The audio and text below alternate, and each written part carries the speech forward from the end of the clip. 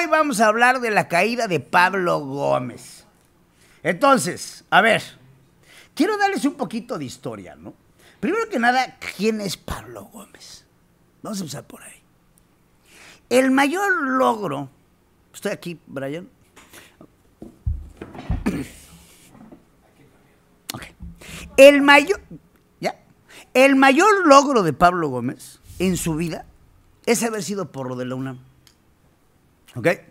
Pablo Gómez, político mexicano, participante del movimiento estudiantil de 1968, preso político de este movimiento desde 1968 hasta el año de 1971. Pablo Gómez estuvo en la cárcel por ser parte de este movimiento que culminó con una matanza en la Plaza de las Tres Culturas en Tlatelolco. Había una deuda en contra de estos estudiantes que salieron a protestar por una serie de irregularidades, tanto de materia escolar, pero principalmente en materia política. La historia la conocemos. Pablo Gómez acabó siendo uno de los estudiantes que cobró el favor político. A Pablo Gómez, la política de ese entonces, 1970, le da un puesto político a un Pablo Gómez para que en pocas palabras te calles y dejes de estar jodiendo. Pero fuera de ahí, ¿quién es Pablo Gómez? ¿Qué ha hecho Pablo Gómez para la política nacional? Pablo Gómez ha sido diputado, miembro del Partido Comunista Mexicano, desde 1979 diputado federal, por lo que entonces empezaba a ser una coalición de izquierda. También Pablo Gómez, y estos son datos importantes, de 1982 a 1988 fue presidente del Partido Socialista Unificado de México.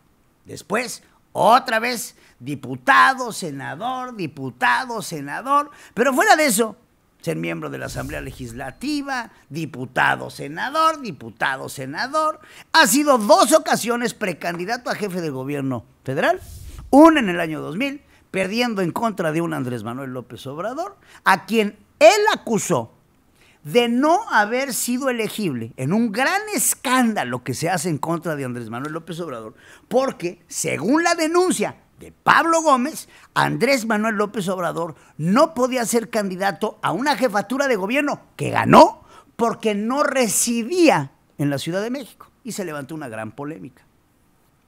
Fuera de eso, un Pablo Gómez que nuevamente después tiene que ceder ante Andrés Manuel López Obrador en el año 2000 y después cobra el favor al entonces, ahora ya, expresidente de México.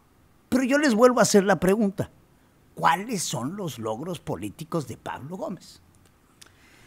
Hoy la presidenta anuncia, desde ayer, anuncia la salida de Pablo Gómez de la Unidad de Inteligencia Financiera para darle a Pablo Gómez la titularidad, y escuche usted, de una comisión especial de la presidencia para evaluar la necesidad de una presunta reforma electoral que quiere poner la presidenta de la República sobre la mesa.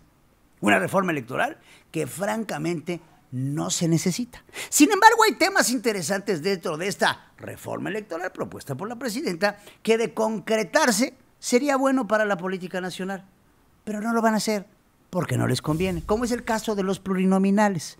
Dice la presidenta que el pueblo no quiere a los plurinominales, nosotros tampoco. Y le voy a decir a la presidenta que si no fuera por esos malditos plurinominales, usted no tenía mayoría en el Congreso como la tiene el día de hoy. Porque uno de los fraudes que hicieron cuando, señora presidenta, amiga, usted se hizo presidenta de México, fue el fraude de la sobrerepresentación, que a través de estos malditos plurinominales, su partido político puede tener una mayoría política en el Congreso de la Unión, Cámara de Senadores y Cámara de Diputados, que ahora para usted resulte inconveniente. Pero no me quiero centrar ahí. Quiero hablar de la caída estrepitosa de Pablo Gómez, pero sobre todo el inicio de esta fractura que poco a poco, como la grieta de San Andrés, se va abriendo entre la presidenta de México y el expresidente de México, Andrés Manuel López Obrador. Y ahí les va. pelos y señales. Cuando Andrés Manuel López Obrador deja la presidencia de México, le deja, llamémosle así, encargado a la presidenta Claudia Sheinbaum a distintos personajes que el entonces presidente de México decide solicitarle a la ahora electa, gracias a su preferencia, Claudia Sheinbaum Pardo, para vigilar que Claudia Sheinbaum no le vaya a voltear bandera. Cuando Claudia Sheinbaum propone a Andrés Manuel López Obrador su gabinete, estaban personajes como Omar García Harfuch, que ya les había dicho que no le caía bien a Andrés Manuel López Obrador. Y para lograr que ese Omar García Harfuch se pudiera colocar en el gabinete de seguridad, en un puesto que francamente Andrés Manuel López Obrador vio como inofensivo. La Secretaría de Seguridad Pública, una secretaría a la que ya le habían quitado el brazo armado porque la Guardia Nacional, el presidente López Obrador, había decidido que se le iba a entregar a la Secretaría de la Defensa. Entonces, según Andrés Manuel, dejaba a un Omar García Harfuch totalmente desarmado, con un ejército de secretarias que no iban a poder hacer absolutamente nada en su contra. Sin embargo, en la negociación, el presidente Andrés Manuel López Obrador pone a ciertos elementos para poder vigilar lo que fue el desmadrito que dejó a la hora de retirarse de la presidencia de México. Y aquí me quiero ir unos años hacia atrás. 6 años antes de que esto pasara, el presidente Andrés Manuel López Obrador decidió hacer un pacto con el narcotráfico. Un Andrés Manuel López Obrador que llega a la presidencia de México con afán de vengarse, con afán de acabar con lo que él consideraba a sus opositores políticos, esos que lo pusieron en una congeladora política y que no lo dejaban llegar a la presidencia de México. Ahí, en ese momento, López Obrador decidió establecer un plan de venganza que solamente se podía concretar con hacer una alianza con el mismísimo diablo. Entonces Andrés Manuel se sentó a negociar con el narcotráfico para recibir a través del narcotráfico, primero el favor económico, después el favor político y después el favor de los acarreos que estos narcotraficantes iban a llevar a las urnas para votar a favor de un presidente que tendría que arrasar históricamente en las elecciones democráticas de nuestro país. Ahora, Andrés Manuel no puede solo, y usted y yo lo sabemos. Andrés Manuel López Obrador necesitaba forzosamente de un andamiaje político que permitiera entrar a la nueva realidad política que hoy tenemos en nuestro país. Una realidad que tendría que cambiar dramática y radicalmente la forma en la que en México se hacía política. Y no estoy diciendo que anteriormente las cosas se hacían mejor. No estoy diciendo, pero en absoluto, que no necesitaba un cambio en nuestro país, pero no era el cambio que había prometido este famoso lidercito de Macuspana. Dentro de los personajes acercándose al presidente de México, se tenía que armar un andamiaje de una red importante que pudiera, llamémosle así, sostener, subsanar todo el ejército de corrupción al que iba a meter el presidente Andrés Manuel López Obrador a su gobierno. Había que legalizar lo ilegal, por llamarlo de alguna forma. El negocio del huachicol, las asignaciones de los contratos, la corrupción que iba a imperar en los gobiernos, no solamente estatales, municipales, desde donde empieza esta cadena mortal a la que Andrés Manuel López Obrador le dio acceso a los narcotraficantes. Las presidencias municipales, las pequeñas alcaldías, todas iban a ser reguladas por los grupos del narcotráfico que necesitaban de ese andamiaje político para poder operar en un imperio de droga y en un imperio de corrupción y en un imperio de amiguismo, de nepotismo que tenía que manejar no solamente los recursos del narco, los recursos de la nación. López Obrador necesita cómplices, necesita compinches que lo acompañen en este proceso de destrozo de nuestra nación como la conocemos. Uno de ellos tenía que ser alguien en la unidad de inteligencia financiera. Primero decidieron poner al traidor. Santiago Nieto pintaba para ser un buen caudillo ahí para poder vigilar los intereses de la presidencia de la República, cosa que no fue así. Al poco tiempo, y después de una boda ostentosa y un gran escándalo que iba en contra de lo que profesaba el líder de Macuspana, Andrés Manuel López Obrador tuvo que cortarle el cordón umbilical a este que otrora había traicionado al partido político que lo había elevado a un puesto.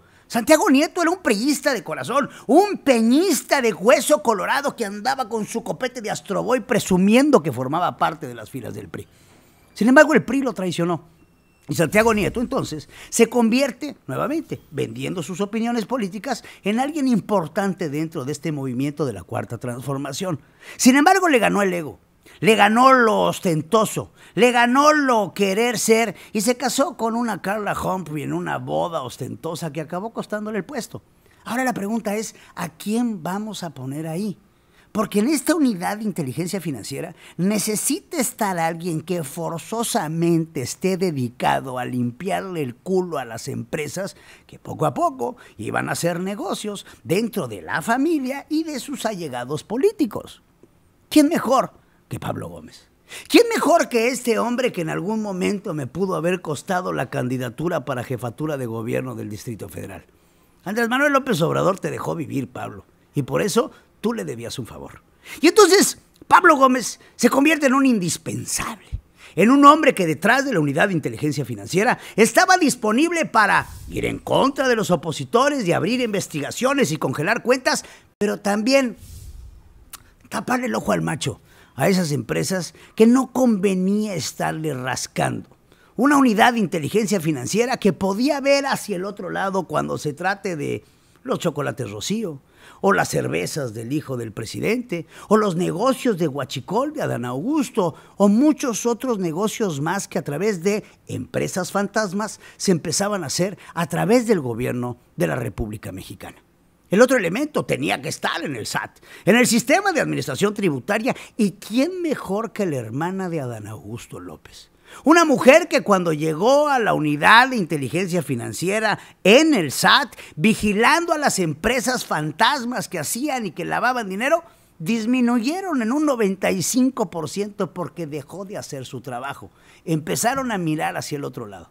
Y es así como empresas que llevaban 1 o 2 años o medio año o 6 meses o algunas semanas de haber sido constituidas pudieron lograr contratos multimillonarios por medio de la asignación directa por parte del gobierno federal. Entonces, ¿cómo ve el andamiaje? Tenemos, por un lado, a Adán Augusto López Hernández en la Secretaría de Gobernación. Por el otro lado, en el sistema de administración tributaria, a su hermana. Y por otro lado, en la UIF tenemos a Pablo Gómez. Y no se nos olvide otro elemento bien importante. Una chaparrita que aparecía en las películas de Monster Inc. Sí, Rosa Isela. Rosa Isela se convierte también en un personaje importante. La entonces secretaria y chismosa de Andrés Manuel López Obrador le dieron el puesto de la Secretaría de Seguridad Pública. ¿Por qué? Porque todo tenía que tener una relación de complicidad que iban a cubrirle las pompis a un presidente de México que sabía que le estaba entregando el país al diablo. Se va. Chupitulaca, se acabó su administración. ¿Quién se queda? ¿Quién se va a quedar ahí para cuidar los intereses de la familia López Obrador y López Beltrán? ¿Quién va a estar ahí para cuidar que no vayan a empezar a rascarle a la costrita de Adán Augusto López? ¿Quién se va a quedar ahí para que no empecemos a preguntar sobre las cuentas multimillonarias de Mario Delgado?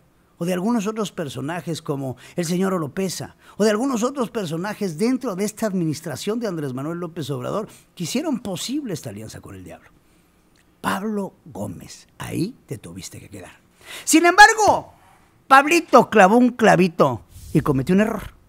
Cuando llega Claudia Sheinbaum a la presidencia de México, a Pablo Gómez se le ocurre la brillante idea, porque así de pendejo eres, de abrirle investigaciones a ciertos personajes cercanos a la presidenta de México. Y es así como la nueva secretaria del Bienestar, Omar García Harfuch, y algunos otros personajes allegados a Claudia Sheinbaum, les empezaron a abrir carpetas de investigación en la unidad de inteligencia financiera. Te agarro yo antes de que me agarres tú. Claudia Sheinbaum empezó a ser acorralada por órdenes de, ¿ya sabes quién?, para que Pablo Gómez abriera expedientes acerca de sus personajes más cercanos. Claudia Sheinbaum se enteró. Claudia Sheinbaum de repente le susurran en el oído: oye, Claudia, abusada con Pablo Gómez porque le está viendo carpetas de investigación a tu gente cercana. Y la presidenta de México inmediatamente lo manda a despedir. Llegó la carta a la oficina de Pablo Gómez. Claudia Sheinbaum quiere tu cabeza. ¿Y qué respondió Pablo? Pablo le responde desde la oficina de la UIF a la presidenta de México que a él lo puso Andrés Manuel López Obrador. Y solamente Andrés Manuel López Obrador lo podía despedir. En estos momentos, Claudia Sheinbaum sabía que tenía una cucaracha, un alacrán, en su propia casa. Ahora a todos nos cae por sorpresa que Pablo Gómez reciba esta, llamémosle así, semicondecoración de un puesto nuevo. Pero nada más lejano de eso. Pablo, esta es la tablita por la cual te van a aventar al precipicio. ¿Por qué? Porque esta comisión presidencial para encabezar los esfuerzos de una reforma política ni siquiera tiene un sustento legislativo. Fuiste senador, fuiste diputado, pero te tengo una noticia. Ahorita no lo eres. Y lo que tú puedas llegar a sacar en esta comisión especial no sirve de absolutamente nada. Aparte de todo, recibiendo el respaldo de Ricardo Monreal porque, según él, eres una persona honorable y proba. Desde aquí le digo a Ricardo, no aclares que oscureces, amigo, porque recibir tu respaldo en este tipo de situaciones no es precisamente la mejor carta de presentación. Ahora, ¿qué puede pasar? Lo que estamos viendo en estos momentos es esta lista, estos personajes que poco a poco se están separando de una presidenta de México que los recibió por imposición. Después seguramente vamos a ver la salida del señor Oropesa del Infonavit. Seguramente vamos a empezar a ver a Rosa Isela siendo un personaje incómodo en la Secretaría de Gobernación. Y así, poco a poco, Claudia Sheinbaum se va a tener que empezar a alinear, sí, a los intereses de lo que les están pidiendo nuestros amigos allá en el norte de Estados Unidos. Estados Unidos sabe perfectamente bien, porque tiene la información, porque ya la tiene, porque se la dio el narco, porque los tiene ahí hablando en su mesa y diciéndoles a ellos absolutamente todo, cómo se opera en el gobierno de México. Entonces yo les vuelvo a hacer la pregunta. ¿Ustedes en verdad creen que esto es un premio? En lo más mínimo. Esto es el principio de esta fractura política que hay de Claudia Sheinbaum con Andrés Manuel. Una guerra de titanes que seguramente aquí está empezando y que va a acabar con sangre de alguien en la mesa.